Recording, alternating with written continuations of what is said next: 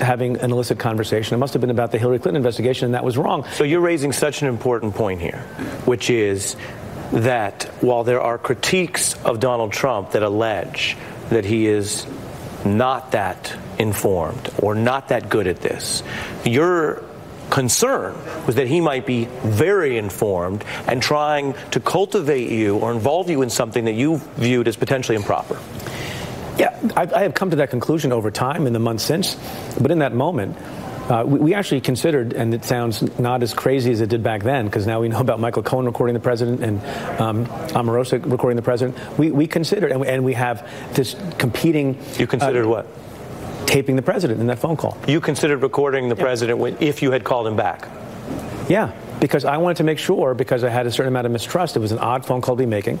It would be my word against him if he decided to say something inappropriate, which I didn't necessarily know was going to happen. I mean, this isn't in the book. This is pretty interesting. Yeah, that's why this whole debate about whether Rod Rosenstein was joking when he said, I'll wire up against the president or not, sort of rung in my ear a little bit. And I tend to believe that he was not joking, because there has been a certain kind of conduct that happens.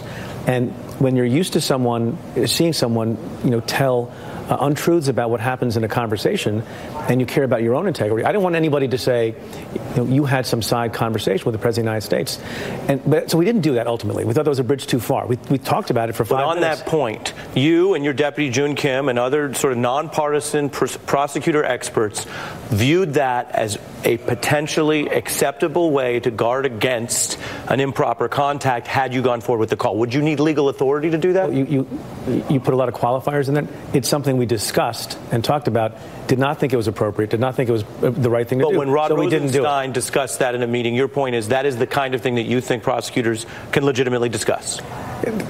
I think as a general matter, so long as it doesn't violate some law, and in New York it wouldn't violate a law, if you have a concern, and we all know people like this, a concern that someone will not be truthful about the conversation later, or you want to protect both the integrity of your own reputation and another person's reputation, there are a number of things that you do. You know this, you're a practicing lawyer.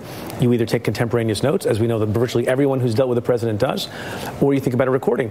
I want to make clear,